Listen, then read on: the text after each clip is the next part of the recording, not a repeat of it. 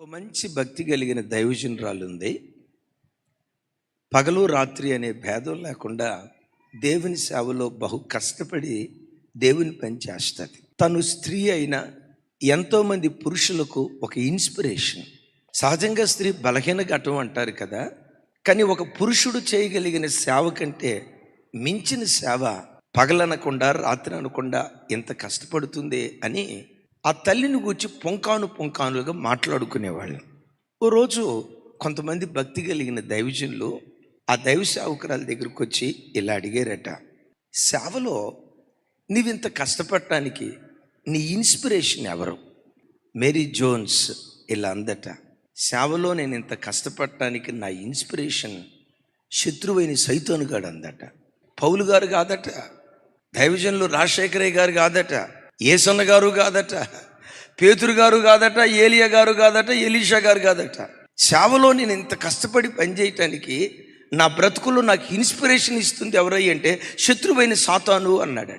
అసలు సైతానుగాడిలో inspiration తీసుకోదగ్గ qualities ఏమున్నాయి అంటే ఆ తల్లి చెప్తుందట, మానవాళి బ్రతుకును నాశనం చేయటానికి పగలనకుండా రాత్రి అనకుండా సమయం అనకుండా అసమయం అనకుండా ఎవరిని మృంగుదునా అని గర్జించు సింహం వలె పగలు రాత్రి అహోరాత్రులు వాడు కష్టపడుతున్నాడే. వారంలో 7 రోజులు 24 గంటలు 365 రోజులు అహోరాత్రులు వాడు అంత కష్టపడి పనిచేస్తున్నాడే. మానవ బ్రతుకులను పాడు చేయటానికే వాడు అంత కష్టపడితే బాగు చేయటానికి మనం ఇంకెంత కష్టపడాలో కదా.